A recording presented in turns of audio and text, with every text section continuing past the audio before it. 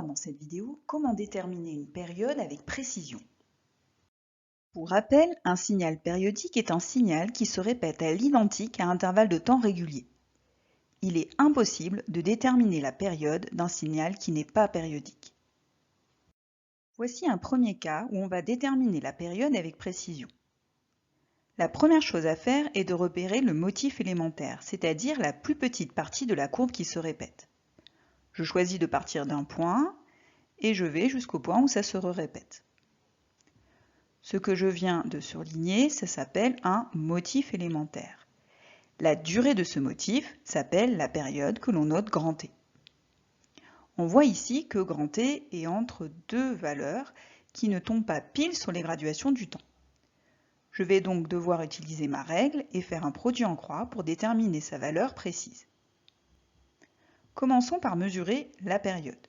On voit ici qu'elle fait 8 cm. Je vais donc écrire T correspond à 8 cm. J'ai une colonne T qui correspond donc à ma valeur réelle et 8 cm qui correspond à ma valeur schéma. Pour arriver à trouver ce temps en secondes, je dois utiliser une deuxième mesure qui correspond à l'échelle. L'échelle est écrite en bas de mon graphique. Je vais donc mesurer entre deux graduations précises cette échelle. Je mesure entre 0 et 5, ça fait 3 cm. Entre 0 et 5, j'ai 5 millisecondes, car mon axe est gradué en millisecondes. Donc 5 millisecondes correspond à 3 cm. Il suffit ensuite de faire un produit en croix pour trouver la période. T égale 8 fois 5 divisé par 3, ce qui me fait donc ici 13 millisecondes. Voyons maintenant un deuxième cas. De la même façon que tout à l'heure, je commence par repasser mon motif élémentaire, la durée de ce motif élémentaire et la période grand T. Comme tout à l'heure, comme ça ne tombe pas sur des graduations précises, je vais donc être obligé d'utiliser la règle. Je commence par prendre ma règle pour mesurer grand T, j'obtiens à peu près 5,2 cm. J'écris donc T correspond à 5,2 cm avec toujours ma colonne réelle et ma colonne schéma. Puis j'effectue une deuxième mesure pour mon échelle. Je vois ici que l'échelle n'est pas écrite comme précédemment. On m'indique 0,4 secondes entre deux flèches. Je vais donc mesurer ces 0,4 secondes. En mesurant, j'obtiens 2 cm.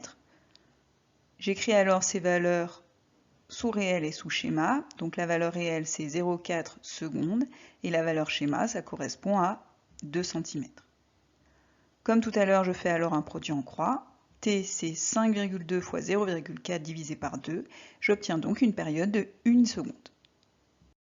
Voici maintenant un dernier cas que tu pourras rencontrer si tu utilises un oscilloscope. L'écran d'un oscilloscope est constitué de carreaux et de petites graduations comme tu peux le voir sur l'axe horizontal ici et sur l'axe vertical ici. Un oscilloscope est réglé suivant deux échelles. Une échelle verticale en volts et une échelle horizontale en secondes. L'échelle qui va nous intéresser ici est en secondes. On voit ici que cet oscilloscope est réglé sur 2 millisecondes. Cela signifie qu'un carreau horizontal correspond à 2 millisecondes. Tu trouveras également la notation de 2 millisecondes par division, ça veut dire 2 millisecondes par carreau. Une fois que tu as compris tout ça, il suffit de réappliquer la méthode qu'on a vue tout à l'heure, sauf qu'on n'utilisera pas la règle, mais on fera ça avec des carreaux. On commence par repérer le motif élémentaire. Pour que ce soit plus facile à compter au niveau des carreaux, on fera en sorte que ce motif élémentaire démarre sur l'axe où il y a les petites graduations, et donc forcément il va finir sur l'axe où il y a les petites graduations.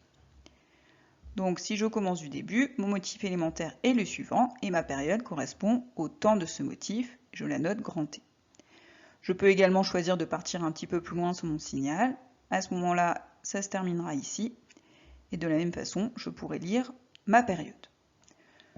Si je compte sur l'un ou l'autre des périodes, je peux compter 3 carreaux. De la même façon, ici, avec les petites graduations, j'arrive aussi à 3 carreaux. Je peux donc écrire que T correspond à 3 carreaux. De la même façon, j'ai une colonne réelle, schéma, sauf que cette fois-ci, mon schéma est en carreaux. Au niveau de l'échelle maintenant, l'échelle, on l'a dit tout à l'heure, c'est ce qu'on a ici, et ça correspond à la valeur d'un carreau. Donc 2 millisecondes, on l'écrit côté réel, correspond à 1 carreau. On fait ensuite le produit en croix pour avoir la valeur de la période, donc 2 fois 3 divisé par 1, on obtient alors 6,0 millisecondes. Si cette méthode ne te convient pas, tu peux bien entendu réutiliser la technique de la règle. À ce moment-là, pour l'échelle, tu mesureras la valeur d'un carreau.